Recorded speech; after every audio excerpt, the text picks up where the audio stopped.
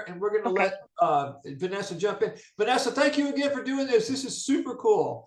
We all get to enjoy Australia and not have to spend a fortune to get there. So thank you. Right. Right on. Here we go. Okay. I'm going to do a share, and theoretically, we're there. Okay, so this is day one. I had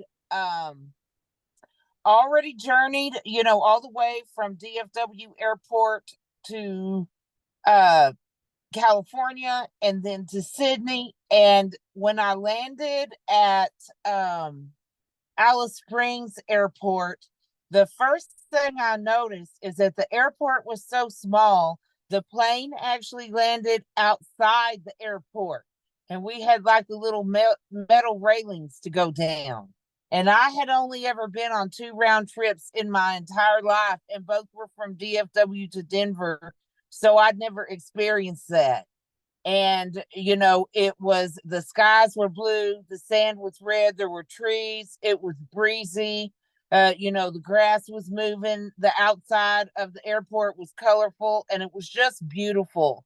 And so these next 3 pictures, this one and the next 2, which we can look at, those are actually artwork that was inside the airport. They had colored carpet, and I think the next one, which we can look at, is a kangaroo. I just thought it was so cool because everything was interesting. It wasn't just like, gray carpet and white walls like it is here.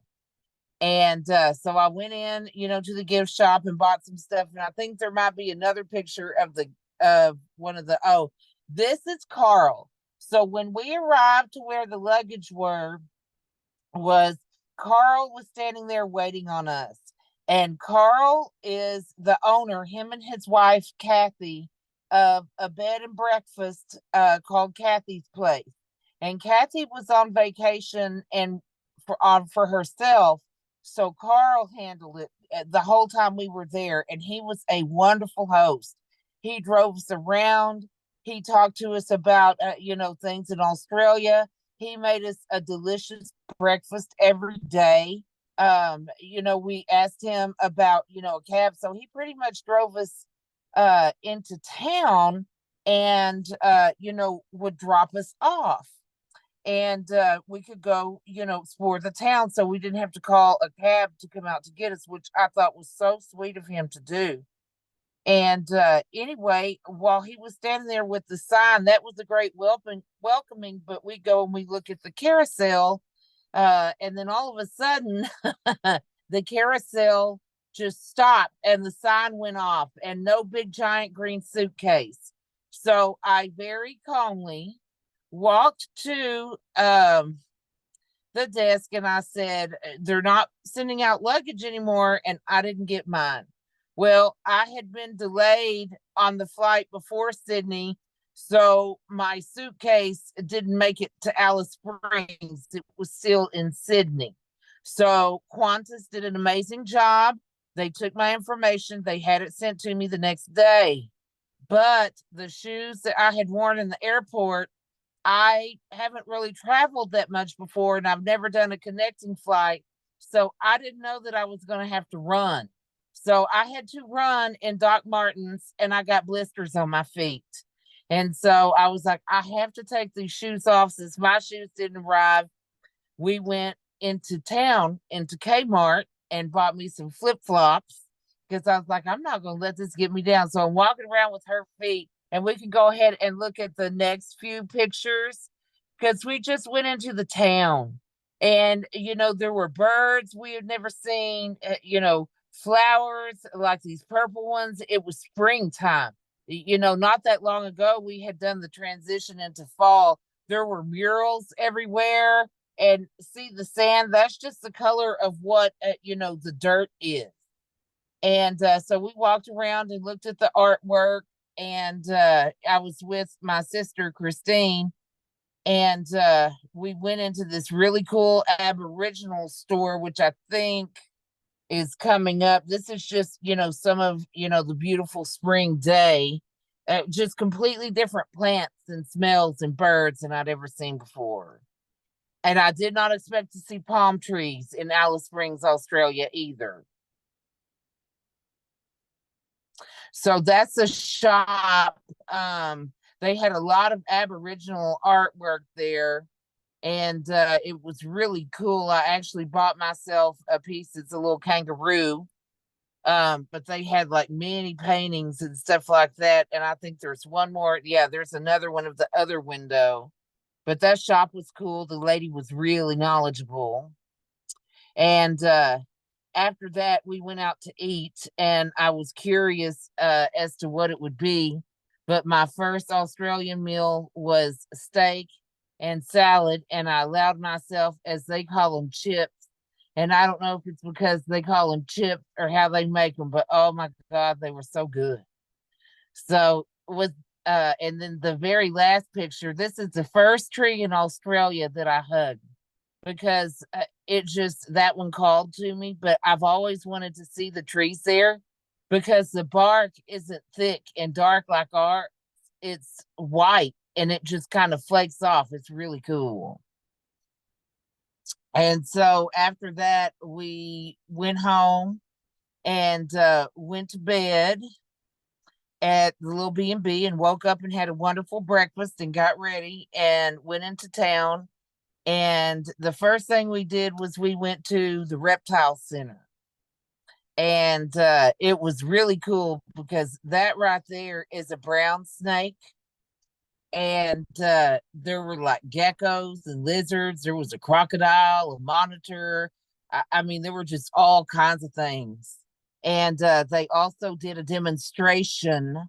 That monitor right there, he was probably about 3.5, 4 feet long. He was big.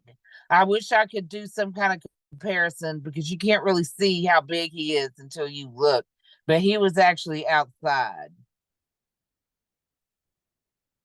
And so these little guys were really cool. I don't know if you can see them very well because it's really small on my screen, but they just look like they were hidden, like you couldn't even see them. And I was looking at them, and my sister came up and said, "Well, I wonder where it is." I said, "There's 3 of them. Look." And then we realized there was actually 6. She didn't see what they were till I pointed them out. They were some kind of little lizard. And so that's when we were at the demonstration, and I got to hold that guy. I think that one was the bearded dragon. And that was interesting to see because in Australia they're brown. Here they're more of a golden orange color. And we got to hold a blue tongue skink. I think that might be the next picture. I'm not sure. No, that's still, oh, yes. See his tongue hanging out? It's blue. So that was really cool. And so my sister opted not to hold the snake. But here's the video where I got to hold the snake. Oh my goodness, this is Jackie. She was awesome. She felt really kind of cool and squishy. I don't know. I really like the way that it feels when a snake is wrapped around me. I do.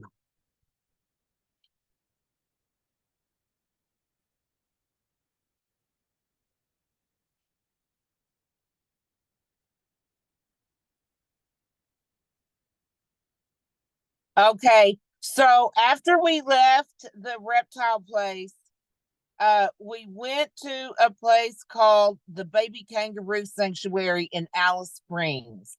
I have followed the guy that you see in the blue t-shirt. His name is Brolga on Facebook for probably at least 6 to 8 years.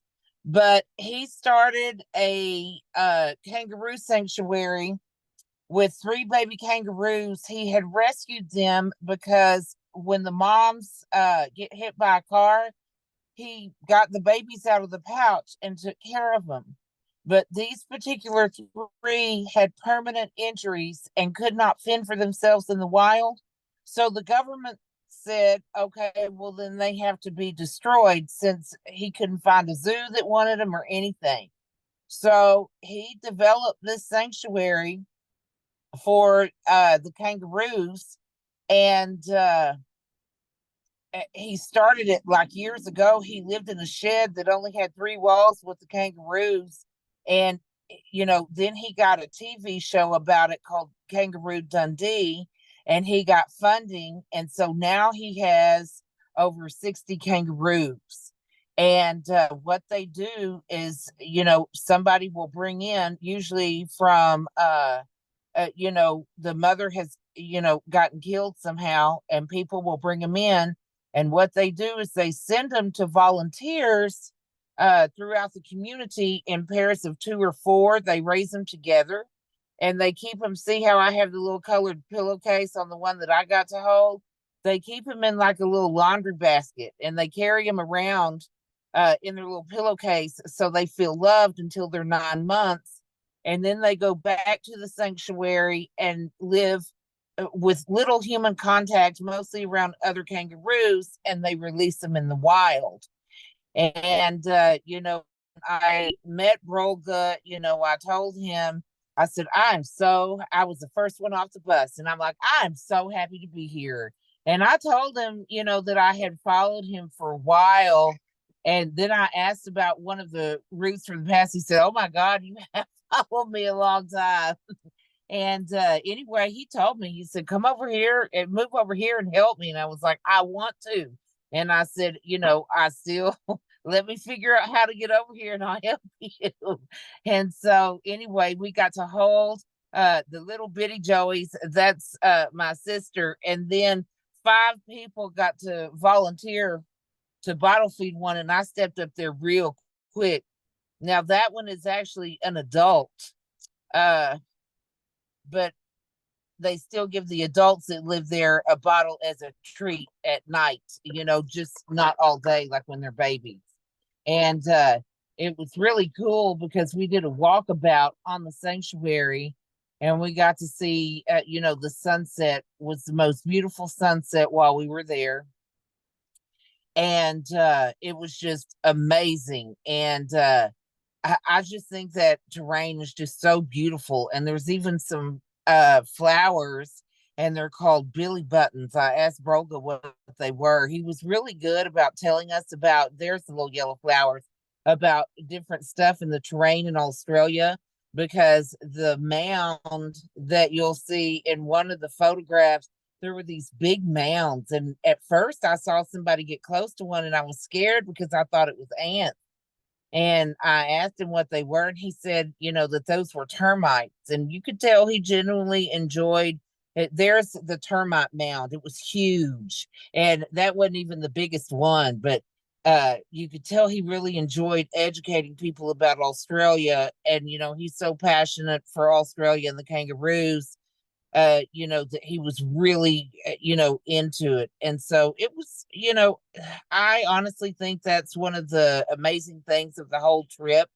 That is the monument for Roger. It's life size. I think maybe you can see, next to me in the sunset, but he was a great big male kangaroo, and that he opened the sanctuary with. And I think the next slide, I can't remember if I included. No, I didn't put it, but actually I think I did, but it's dark. But anyway, that's what the sunset looked like. But we got to visit, Roger's graveside, which was very special to me because I remember when he was still alive. And then we ended the tour, and that was when he was talking about how, you get a basket of, colorful blankets and put your baby kangaroos in there. And that ended, the tour. And then we got in the bus and we rode back, and we actually ended up going to a restaurant because somebody had told us not to stay out at night, to go in kind of early, because there was a lot of, the Aboriginals would sometimes get drunk and cause a ruckus, and stuff like that. And they said, there's a lot of vandalism and stuff. So we went and had supper at a hotel, got a taxi, left, and went back. So this is day 3, and that's our first picture at the when we went to the camel ride. Now, I think all of y'all remember that we're on when I got put in the hospital just 2 months before all of this happened. Well, that had really zapped my strength out. And it was really a challenge to get from the platform to the camel. It took a lot of strength to do that. And then I was in, an extremely uncomfortable position on the camel, but I was determined to do it. And when we left off, it started raining, and I kept, nope, this is going to be the greatest experience of my life. And we kept going, and we went over by, they're called the McDonald Ranges, if anybody wants to look it up. And it quit raining. We saw kangaroo in the wild. The cameleer talked to us about, the camels. And see, behind us there is the McDonald Range, and you can't see it in the picture, but we actually got a rainbow. And how many people have seen a rainbow in the outback over the McDonald Ranges? Probably not a whole lot, especially not Texans. It was great. And so we came back, and getting off the camel was hard too. But the lady that was our bus driver and that was helping us get on the camels was so loving and so supportive. And she said, was it worth it though? And I said, absolutely. And when I told people that I had had an illness, but I was determined not to let it get in my way, I said, I'm coming. I said, it did, I can feel it kind of weighing on me a little bit, and it's a challenge, but I'm making it happen.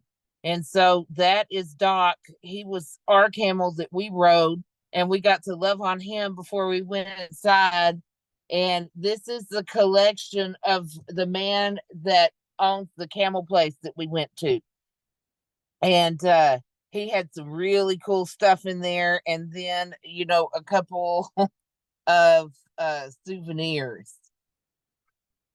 And the souvenirs I didn't show, but I got some of those and brought those back for some of my people.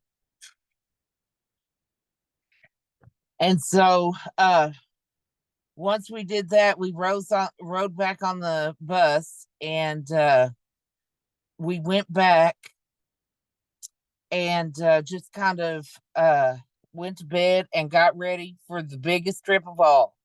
So for those of y'all that may or may not know, this is Uluru, and it's actually a big rock. And what I didn't know before I went is that's not all of it. There's actually quite a bit of it that's under the dirt that you can't even see. And I had no idea that there was even more of it. I also didn't know, because when you look at it like that, it looks like it's one big piece.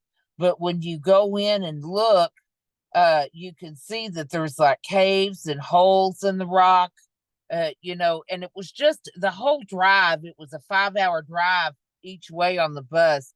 It was just mesmerizing. And it's like, I couldn't keep my eyes off of it, but it made me want to go to sleep. And I'm like, I don't want to miss it. And so we got to go all the way around, and Uluru is only photographed on one side because the Aboriginals consider the other side of it that you don't see. They consider that to be sacred. So nobody can take a picture. The only way you can see it is if you go look. And so this is like one of the rock caves, that they have in there. And they have, history and story for all the different formations. Like there's a rock that looks like a snake head, and it basically teaches lessons. That was really cool. But we got to get out of the bus a couple of different times, and and actually we got to touch it, which was great. That was a big surprise to me. I did not know that we were actually going to get to touch the rock, but that was just absolutely amazing that we were able to do that. And so we can go ahead and look at the next one. So that's where we touched the rock. And there's a couple more pictures of us just that's in one of the caves. And then there's the one that we got to go have the barbecue and watch the sunrise, and that's when they told, or the sun set. And the reason I wore my Texas shirt is to show how far I went. You know, I came all the way from Texas to go see that rock, and I made it. That's what that picture says to me. So after we got done with Uluru, you know, the next day was a Sunday, and we pretty much just went shopping. We went in to the town, and there's a place called Todd Mall. And on certain Sundays of the month, they have Todd Mall markets where they have a lot of extra vendors. And so we went to the Todd Mall markets, and we went shopping, and we had an iced coffee, which iced coffee in Australia is very different from what we have here. They actually put milk and ice in it and put whipped cream on top. And anyway, it was the one dessert that I had. It was delicious. We went to the grocery stores a few times while we were there, and I found it, you know, very interesting. The one thing that I noticed is that the food that wasn't so healthy, like chips and soda, they come in very small sizes compared to what we have here. You know, you can't buy a pillow-sized bag of chips like you can here. They're just, you know, one of the smaller sizes. Fountain drinks or soft drinks that come in a bottle, they don't come in a 2 liter, they come in a 1 liter. And they also have like a little rating that you can see on the box that tells you how healthy the food is. And I thought that that was a really good idea. You know, it'll keep you from overthinking. But if you look and you have, you know, maybe 1 or 2 fives and a whole bunch of ones, maybe you need to rethink it. So I thought that that was, you know, a really good positive thing. One of my observations that I made is that, you know, you could tell that people didn't live like they were always in a hurry. And what I mean by that is, you know, like when we go to the grocery store here, there's, you know, the things from the deli are already prepackaged. There's pre-made salads, there's pre-made sandwiches. There's not any of that. You order all that fresh. Even if you want to buy pasta salad, you tell them how much you want and they put it in the container for you. And there wasn't any ready to eat stuff. And that, you know, took a minute for me to figure out, because I kept thinking, oh, we're just going to grab something and take it to the room. But you can tell people, you know, have their own chickens. You know, even the people that don't live way out in the country, Carl grows his own tomatoes, has his own chickens. That was the breakfast that we ate every day. And it was very peaceful. And I love the vibe. You know, I love the flowery smell that was in the air, you know, and it was just a calm. And of course, the animals, you know, just warmed my heart. And so then on Monday, we just basically, you know, we were both so tired, you know, because we did all the traveling and then we just ran and ran. And so we packed up and then we flew to Sydney and we stayed in a really, really nice hotel. I'd never stayed in a luxury hotel before. That is the Four Seasons in Sydney. And so that is, you know, where we stayed. We stayed there, and then we needed some much needed separation time. And so I went to dinner with somebody that I met here in Dallas that lives in Sydney. And her name is Kate. And Kate and her boyfriend actually took that picture. I don't know why I did not ask her to be in the picture with me. It just was a fleeting thing. You know, you want me to take your picture? Yeah, sure. Why not? And so anyway, I had, a really good time, having dinner with them. And we kind of talked about the difference between America and Australia. And then it was time, to start the journey home. And, even though I didn't let it get me down, that trip was really kind of hard on my body because we just went the whole time. But I was determined that I was going to keep up, and I did. But I think that's why I was so tired and emotional last week, because I was just whooped, and I kind of didn't expect, it also kind of felt like, an emotional roller coaster as well, because it's like I'd been waiting all that time to go and it finally happened. And I really liked what, Tony said to me because, you know, about be glad that I got there because I truly am that I made it. But what he made me think about is, because a lot of people want to go to a different country, but they don't ever make it. And, he is right about that. Uh, some people don't make it, to their dream destination or make their dream. And, but anyway, I was listening. I've even since I've gotten back, I've had a lot of, things in my mind, going on. And I was listening.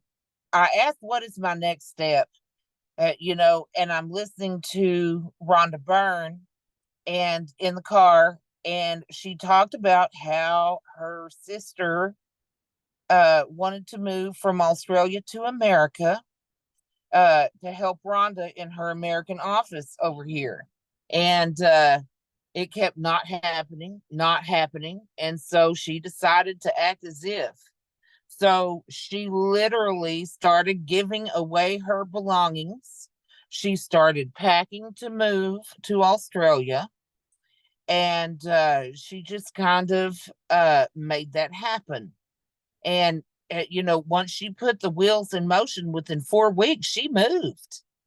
And so I'm like, okay, so that's what I need to do. I know that the answers will come to me when I'm ready to receive them, but I'm working on what I can control and I'm letting go of all of that stuff.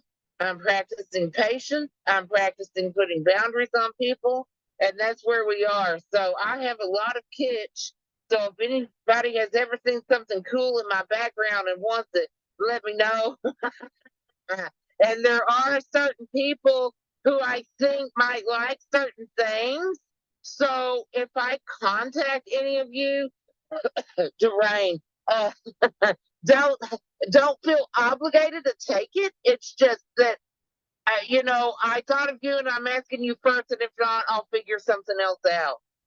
So that's kind of where I am, with all of this. So anyway, I appreciate y'all letting me share. I'm grateful for all of the support, both financially and emotionally through this whole process. And I just love all of y'all.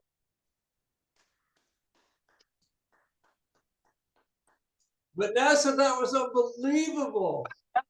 Thank you. Wow. You're welcome. Wow, wow, wow. What an amazing bunch of experiences you packed into 4 or 5 days. Right. Unbelievable. I was getting exhausted just watching. I'm sure your body was giving out on you. That's incredible. And you took a 5-hour train, 5-hour bus ride to Ayers Rock. Yes, it was each way. But, I kind of really didn't mind because I love just looking out the window, and taking it all in. And it was so soothing that I almost fell asleep. And it just, but it was like I was like a little kid fighting to stay awake because I wanted to see it, take it all in. Wow. Wow. What an incredible adventure. And I'm just so proud of you. And by the way, Lance had to go, but here's the message. He said, have to get going for the next retreat event. It was so great to see all the beauty and joy you experienced, Vanessa. Vanessa, you did that! Exclamation, exclamation, exclamation. I love it. Thank you for sharing with us. Much love to you and all. So, wow, unbelievable. Peggy said, Vanessa, you have to move so I can go visit you. Well, that goes for all. Ready. I would love for all of y'all to come and visit me in Australia and see all of that, because it will be, totally different, from where everybody else lives. It'll be like my house can be like an escape, and I will most likely live somewhere either semi-rural. I'm really thinking now semi-rural, but possibly rural, but not so far that I have to go 3 hours to buy toilet paper. The most I want to drive to get supplies is an hour. Yeah. So, what do you think this guy that runs the kangaroo sanctuary, or what is it called? A kangaroo? What is it? It's a kangaroo sanctuary. A sanctuary. Okay. So you're saying that he offered you a gig there? Well, not a paying job, but he told me that if I wanted to move out here and volunteer, I could. Got it. Okay. That he could train me in a day. Now, if he had offered me a paying job, I would already be throwing shit out for real, though. But no, it wasn't a paying job, so that part, is still kind of up in the air. So I'm putting the wheels, but really and truly, that means a lot to me, because that really is where I want to put my focus. Is volunteering, with the baby kangaroos. So whatever I do to bring money in, it's going to have to enable me to be with the kangaroos. Definitely hold that for me, because that's the whole reason I want to go, is to rescue baby kangaroos. Wow. Well, there you go. And is Uber a thing in Alice Springs? It's not, but Uber Eats is. But Doug, it's going to take quite a bit for me to be confident enough to drive over there, because when we got on the road, oh my Lord. So it's a whole bunch of like roundabouts and stuff, and everybody's driving on the left side. And the first time we got in the car, I thought, we're not going to die by a spider. We're going to die in a car wreck. I mean, it was just really scary. So I'm not saying that I can't, but it would, I would honestly be more comfortable learning to drive on the incorrect side of the road in the country first. Wow. Understood. So that was, my thing, but it was great there. Wow. Loved it. Unbelievable. And the bugs really are big, but they're not really scary, because the guy that, hosted us, he brought in a grasshopper, and I kid you not, the grasshopper's body was bigger than his middle finger. It was huge. And then he was fighting a moth, which was, oh my God, it was hilarious because everything was so big. Wow. Well, your story is so inspirational. And so what did your sister think about that? What did your sister think about the whole deal?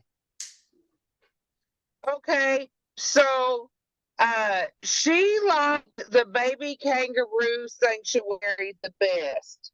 But honestly, that type of trip really isn't her thing, because I went to have an Australian experience, and so my intention was to go in and go eat food that I never had before, didn't even know what it was, that kind of thing, and just be totally off the wall. And I really did to a certain extent, but she just pretty much ate stuff that we had here.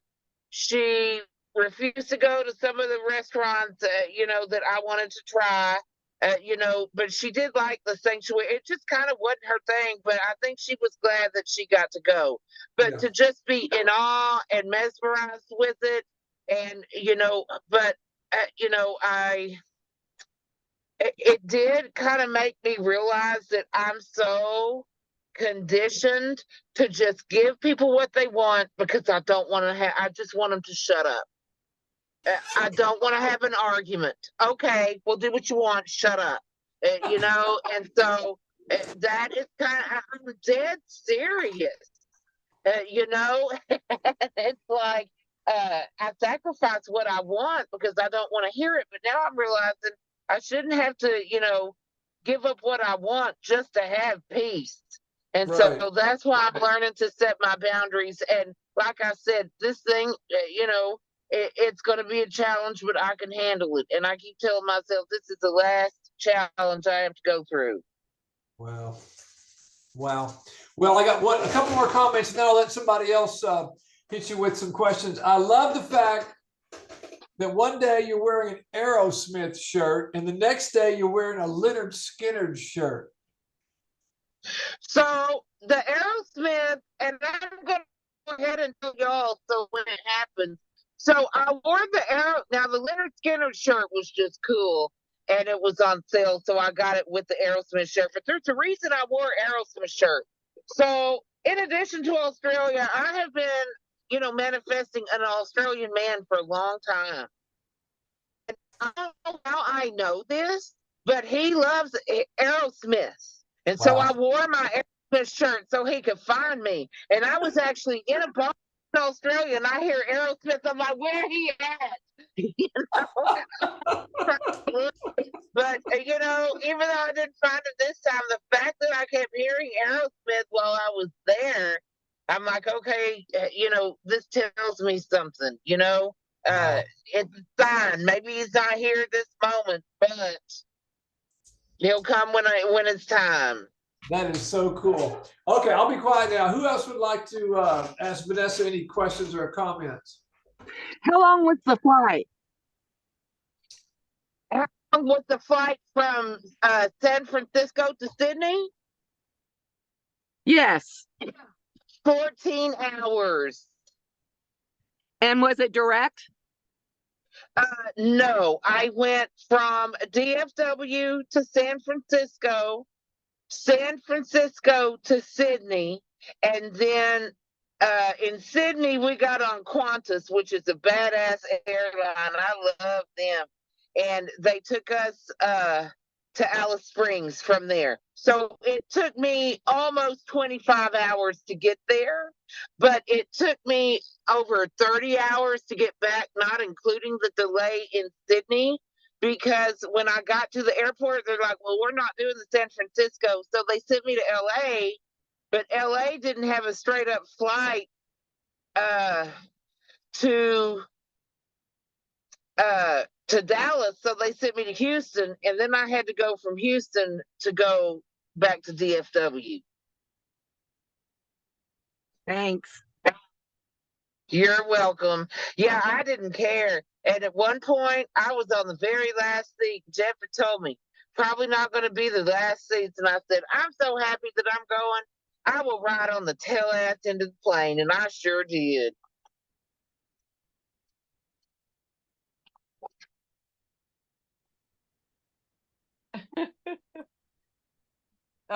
This is Jackie. Can I talk for a second?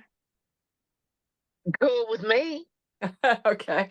Anyway, Vanessa, I saw you today at the center, and I was just so overjoyed to see you up on that stage and give your testimony and about just abundance and manifesting and just all of it. And I just remember, I believe it was at a goddess party at Doreen's sanctuary. Back, girl, don't even know when, years ago, 8 years, 7 years, 9, I don't know how long ago. And I remember the first time you talked about how much you wanted to go to Australia.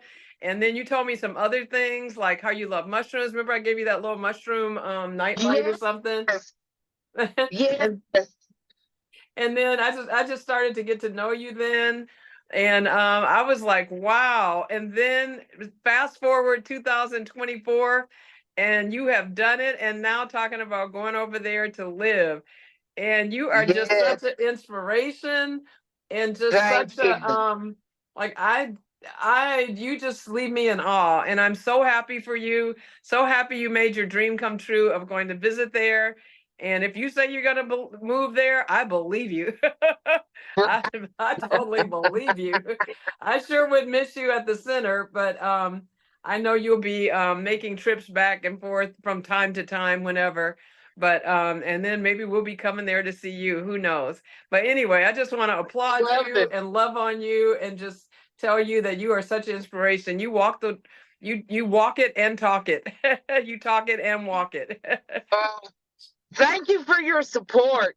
You know, I've known you, Jackie, since I was like just starting out, you know, and so I appreciate you kind of being there all along and being one of my cheerleaders.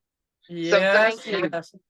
Yes, yes, absolutely. Well, anyway, I just had to say I'm going to be signing off in a couple of minutes, but I was so glad to see the pictures and hear all the details about your trip.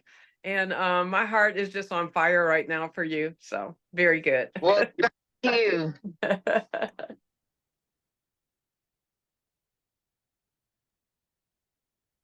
Yes, this is Bettina. I second it. Vanessa, I put a link in the chat that is a YouTube channel that is all about it's called being an expat, which means you move from the US to another country.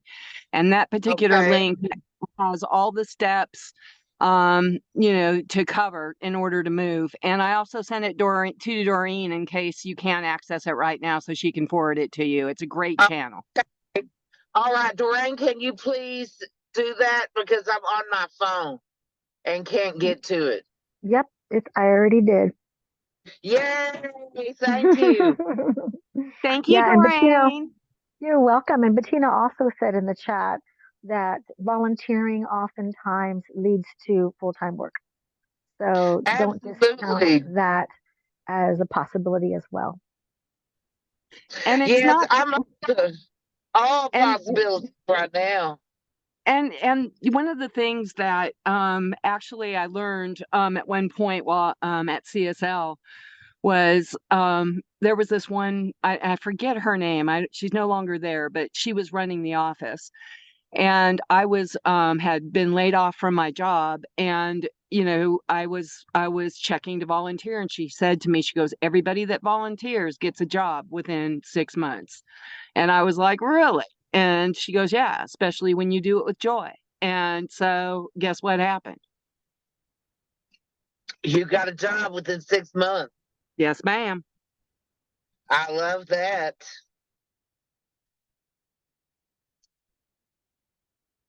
I do love that. Look what I got at the Todd Mall Market. She was just shining and glistening at me, and I had to get her. That was my little souvenir.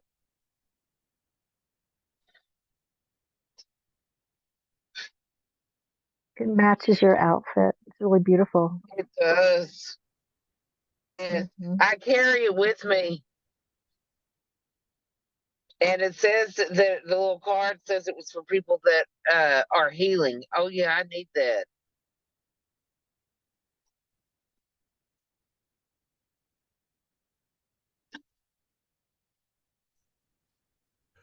Well, thank you so much for sharing your adventure with You are us. welcome. It was fun listening to you. You were just beaming when you were talking about it. It was great, and I left Jeff a bag of presents at his house. And I said, thank you for the most amazing experience I've ever had in my entire life. Wow. So, okay, well, we're really rooting for you and looking forward to seeing how you put all the puzzle pieces together to get back down there. Right. We'll see. It'll happen before we know it. Yes, it will. And another thing to ask Lance, and I'll ask him, but things that are about this color, This was more aqua, but between this color and baby blue keep coming to me because this is my Uluru bottle because they didn't have a purple one. So this was the second best color. And then I bought a new phone case because it was on clearance for $4. It's baby blue. I got it at Kmart in Australia. And so I'm wondering what the significance of this color is. I'm going to have to ask Lance about that. Well, blue is third eye. Okay. Hmm. Well, That's good to know. I think you can probably count on people getting together to help. You know what a one-way ticket to Alice Springs costs right now for next June? What? I just looked it up. Guess. $1,000. $1,200. Okay. I personally can go to 1,200 people and get $1 from each of them.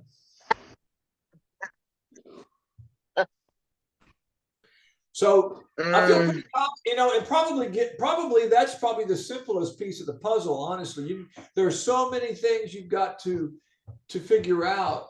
The plane ticket's probably the easy part, but you could probably count. Right. You could probably count on your friends for that. Take that off the table. I got you. Okay, good to know. Yeah, because well, think about it. All the other stuff is where the work is, all figuring out, living and vehicles and all that mess. But as far as the plane ticket's concerned, I don't think you need to worry about that. Well, that's good. See, look, I've already scratched something off of my list. Thanks, Doug. There you go. And Bettina has sent the link of the steps that you need to take. So just being informed of what steps I need to take, that's a step in the right direction. The wheels are in motion. I have my Grogu. I'm going to give this to my friend Melissa tomorrow. And I have another bag of stuff that's going to her house. Like, I am letting go of stuff that's not going to Australia. I put the wheels in motion. So it may sound like small steps, but it'll happen, kind of like when Jeff called me on my birthday. Hey, you're going to Australia. Okay. Thank you. I'm looking right now. There's one stuff. You can fly Qantas from DFW straight to Sydney. That'd be nice. And then from Sydney on in. Anyway, I just think that I think you can count on your friends for that. And you can just worry about deal with all the other stuff, and don't worry about the ticket. I second that. I second that.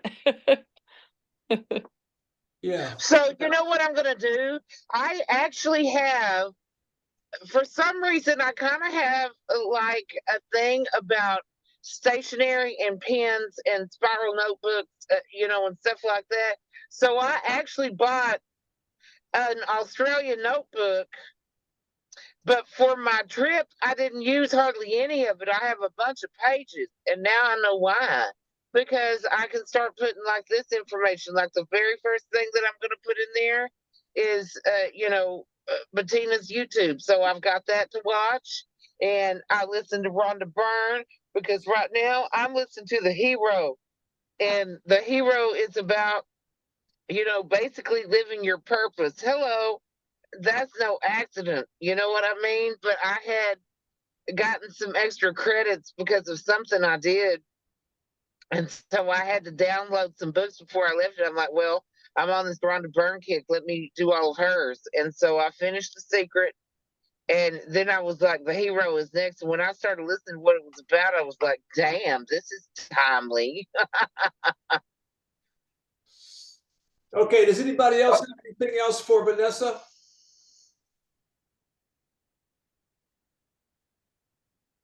Loya. So, Vanessa, I'm so proud of you. Thank you. Creating what you knew was your part of your mission and accomplishing it. Bless you for doing that. Thank you. I appreciate that.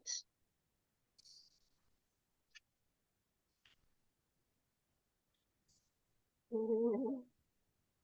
All right. Anybody else want to say anything before we call it a day?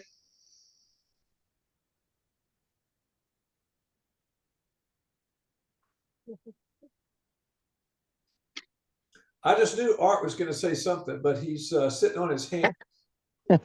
Oh, just thank you, Vanessa. Very uplifting and inspiring. I remember when you were dreaming about your trip, and now it's happened, and you manifested that, and so proud of you. Thank you for sharing your experience. Thank you. You are so welcome. Yeah. And I'm just really pumped about getting to, like, who was it that said that hurry up so we can come visit? Who was that? Lance? Yeah, probably. A couple of people have told me that. Somebody said that today at CSL Dallas because I actually, had planned, a couple of months ago to do a talk today at CSL Dallas. And then Durain asked me to do this one last week. And of course, I said yes. So it just so happened I've already done another talk about it today. And so one of the ladies came up to me and she said, "How are you?" So I get to come to Australia. I'm like, okay, go ahead. Wow.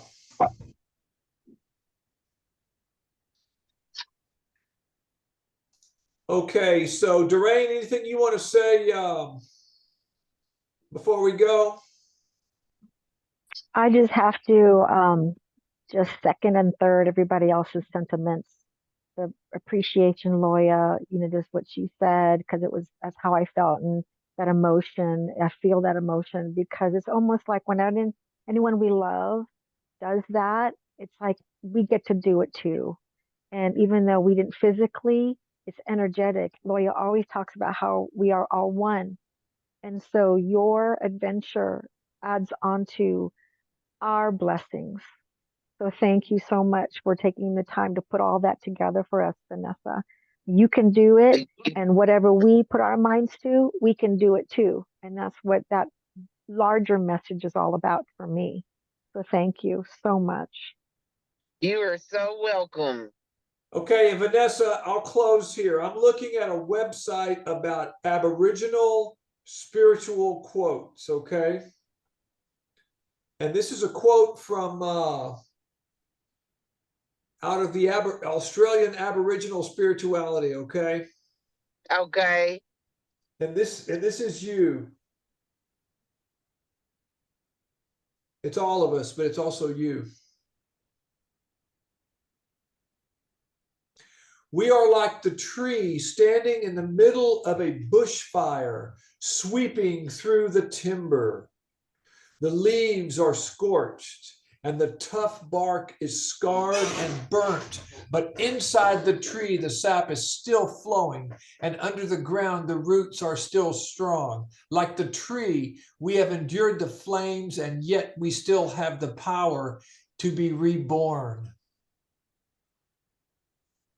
That is awesome. And you know what? I saw some trees while we were on the camel ride that had been burned, and you could tell that it had been a while before because the grass was starting to grow back, and you could see the trees were still alive on the inside. It was awesome. And here's one more, then we'll go. This was short. I love this one. Keep your eyes on the sun, and you will not see the shadows. That is beautiful. That's so good. Thank you. Okay, love everybody. Thank you all. And Vanessa, thank you again. That was super cool. You're welcome. Thank you for letting me share my joy. Right and on. Okay. All right, everybody have a good week. Thank you, everyone. We love you. Thank you, Vanessa. Love you too. Aloha. Aloha, everyone. Aloha. Aloha. Mahalo.